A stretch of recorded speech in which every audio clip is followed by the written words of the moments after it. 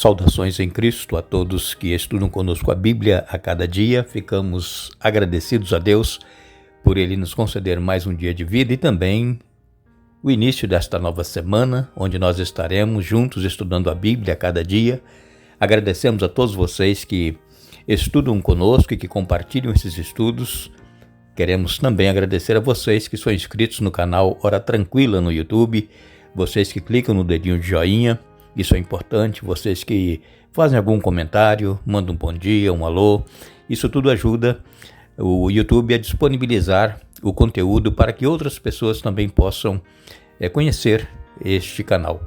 Nós agradecemos a todos vocês que nos escrevem dizendo de onde estão acompanhando. Mandamos aqui um alô especial para Cida Gomes. Ela está parabenizando a sua mãe, que está completando hoje mais um ano de vida. Também Leonor Maia e Albino são de Portugal. Antônio Albuquerque é de Iracemápolis, em São Paulo, está completando hoje mais um ano de vida. Parabéns ao irmão Antônio Albuquerque. Fátima Martins é de Ibiaí, em Minas Gerais, e ela manda aqui um abraço especial para todos os irmãos da igreja em Ibiaí, especialmente a Madalena e o Marcos, que estão à frente dos trabalhos ali na igreja em Ibiaí. Elice Ramires é de Presidente Figueiredo, no Amazonas. Manuel Fernandes é de Brockton, em Massachusetts, e todos os demais que nos escrevem, nós agradecemos e mandaremos sempre alô para vocês. Iremos orar.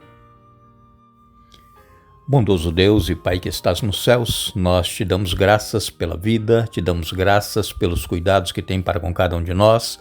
Te damos graças por este dia de vida, por estes momentos que temos para estudar a Tua Palavra.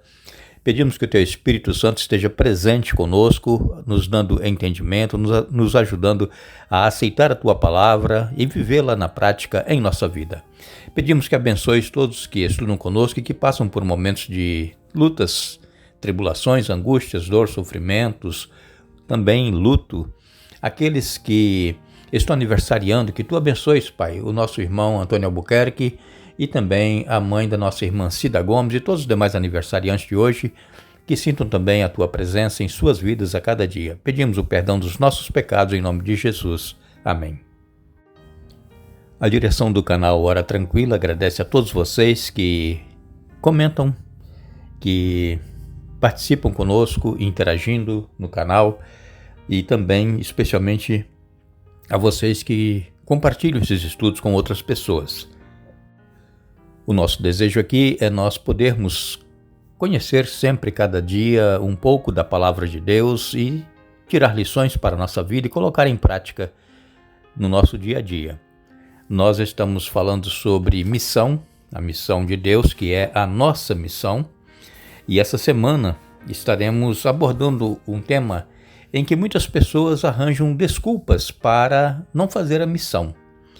Lembrem-se que nós, na semana passada, falamos aqui que missão não é nós irmos para outro lugar, nem sempre isso é necessário.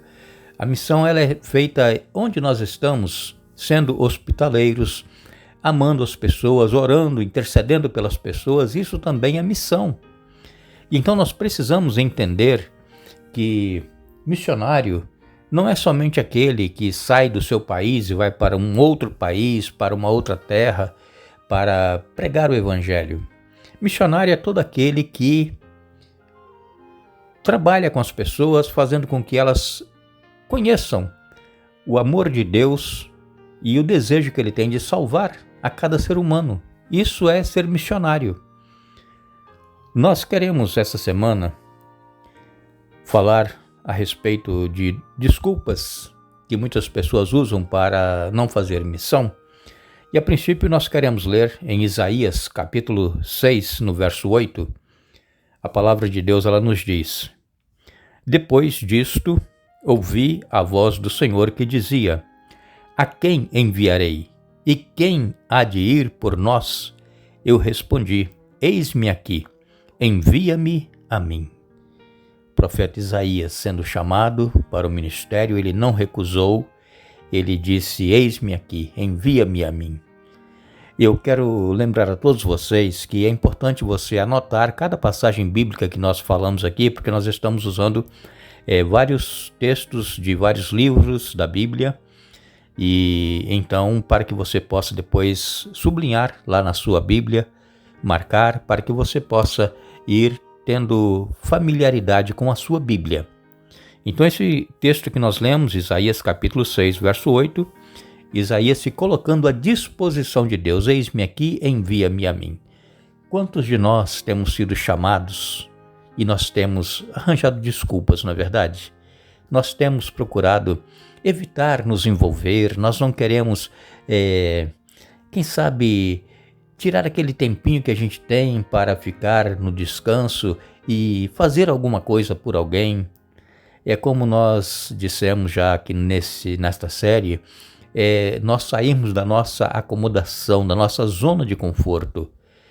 Pensam vocês, quantas pessoas se dedicam a levar a mensagem da palavra de Deus a outras pessoas, dar estudos bíblicos, tiram tempo durante a semana, 1 hora durante a noite de algum dia da semana, ou mesmo, quem sabe, no sábado ou no domingo, e vai fazer uma visita para dar um estudo. Isso é fundamental na vida cristã. Eu quero dizer a todos vocês, irmãos, que nós só cresceremos espiritualmente se nós compartilharmos o que nós conhecemos, se nós levarmos a outras pessoas o conhecimento da palavra de Deus. É aí que nós crescemos espiritualmente. Quando nós apenas estudamos a Bíblia, oramos, ou quem sabe nem estudamos, mas ouvimos apenas e achamos bonito o que está sendo falado, importante, mas nós não compartilhamos isso com ninguém, nós não falamos do amor de Deus, nós não cresceremos espiritualmente. Então muitas pessoas se dizem fracas na fé, desanimadas, não querem mais participar de cultos e preferem ficar em casa. É porque não saem para levar esta mensagem de amor e salvação a outras pessoas. Então o nosso crescimento espiritual está baseado em nós fazermos este trabalho de levar a mensagem que nós conhecemos a outras pessoas. Nós conhecemos aqui o relato da história do profeta Jonas. Todos vocês conhecem a história de Jonas. Foi chamado por Deus para ir para Nínive e pregar uma mensagem de salvação, mas que se eles não aceitassem, Nínive seria destruída em 40 dias. Jonas, ele se recusou. Jonas, ele não queria ir. Por que Jonas se recusou? Eu quero ler com vocês na Bíblia alguns versos que nós temos, por exemplo, no livro de Naum. Anote aí para depois você marcar na sua Bíblia. Naum, capítulo 1, verso 1, diz assim: Naum, que vivia em Elcós, recebeu numa visão esta mensagem acerca de Nínive. Agora vamos ler o capítulo 3, versos de 1 a 4. Que aflição espera Nínive? Cidade de homicídio e mentiras, é cheia de riquezas tomadas à força e nunca lhe faltam vítimas. Ouçam o estalo dos chicotes, o estrondo de rodas, os cavalos vêm galopando e os carros de guerra sacodem sem parar. Vejam as espadas faiscantes e as lanças reluzentes quando passa a cavalaria. Há incontáveis mortos, montes de cadáveres. Os corpos são tantos que os vivos neles tropeçam. Então essa era a condição de Nínive, quando Deus chamou Jonas para ir lá pregar. Agora vamos ler o capítulo 17 de 2 Reis. 2 Reis 17, versos 5 e 6, diz assim: O rei da Assíria ocupou todo o território de Israel e durante 3 anos cercou a cidade de Samaria. Por fim, no 9º ano do reinado de Oséias, o rei assírio conquistou Samaria e exilou os israelitas na Assíria. Criou assentamentos para eles em Ala, ao longo das margens do rio Abor, em Gozã e nas cidades da Média. Capítulo 17, versos 5 e 6 eu li. Agora vamos ler o capítulo 19, a partir do verso 32. Diz assim: E assim diz o Senhor a respeito do rei da Assíria: Seus exércitos não entrarão em Jerusalém, nem dispararão contra ela uma só flecha. Não marcharão com escudos fora de suas portas, nem construirão rampas de terra contra os seus muros. O rei voltará à terra dele pelo mesmo caminho por onde veio. Não entrará na cidade, diz o Senhor, e por minha própria honra e por causa de meu servo Davi defenderei esta cidade e a libertarei. Naquela noite o anjo do Senhor foi ao acampamento assírio e matou 185.000 soldados assírios. Quando os sobreviventes acordaram na manhã seguinte, encontraram cadáveres por toda parte. Então Senaqueribe, rei da Assíria, levantou o acampamento e partiu para sua terra. Voltou para Nínive e ali ficou. Certo dia, enquanto ele adorava no templo de seu deus, Nisroque, seus filhos Adrameleque e Sarezer o mataram à espada. Fugiram para a terra de Ararate e outro filho, Esar-Adom, se tornou seu sucessor na Assíria. Vejam como era o pessoal da Assíria, cuja capital era Nínive. E Deus mandou Jonas exatamente para lá para pregar. E Jonas se recusou. Primeiro, Jonas teve medo de ser morto também. E outra coisa, Jonas pensou assim: eles são muito perversos, eles são maus, eles não merecem a salvação. Esse foi o pensamento de Jonas. Agora, se nós formos conhecer bem a história de Nínive, nós vamos ver que eles eram muito piores do que nós até lemos aqui na Bíblia. Eles eram implacáveis.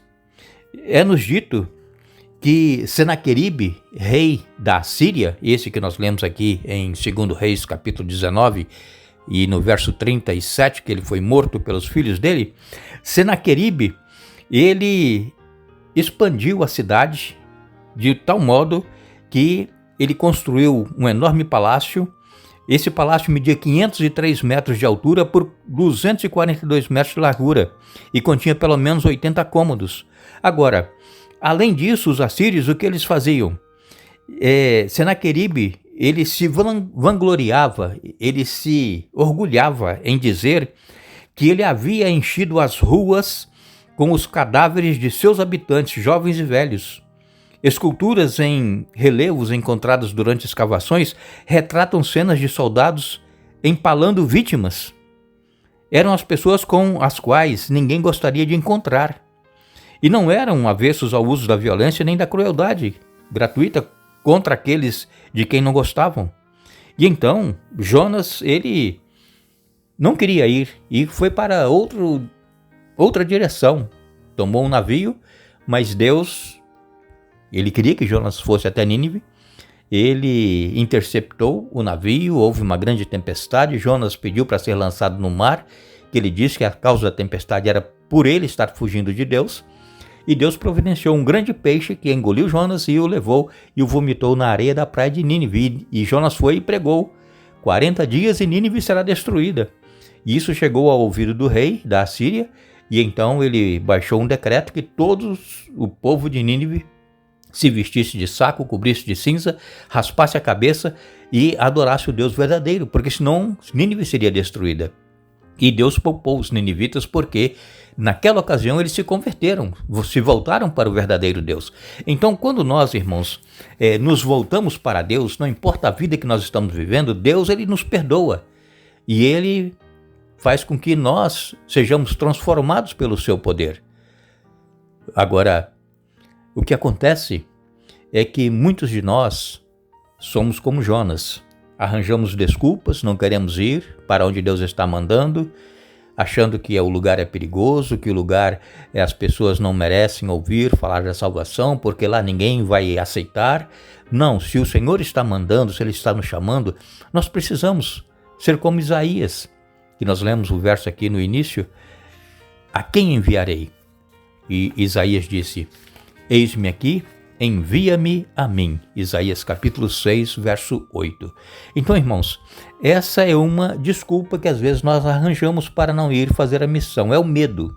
Jonas, ele teve medo, porque o povo lá era realmente violento e era um povo que era implacável com os seus adversários. Inclusive, Israel era dividido em dois reinos, o do norte e o reino do sul, e Senaqueribe, o rei da Síria, tomou essa parte norte dos 10 reinos, e ele então levou os israelitas para Nínive, para a Síria, e trouxe assírios para viver ali no reino de Israel, o reino do norte. Então essa era a vida que os assirianos, os ninivitas, viviam, de violência, de maldade uma vida em que eles procuravam de toda maneira ser implacáveis com seus inimigos. Nós agradecemos a vocês que estiveram conosco hoje estudando a Bíblia. Retornaremos amanhã para dar sequência a esse estudo, mas não nos esqueçamos. Jesus, ele disse, portanto, ide, fazei discípulos, batizando-os em nome do Pai, do Filho e do Espírito Santo. Mateus capítulo 28, verso 19. Que Deus nos abençoe.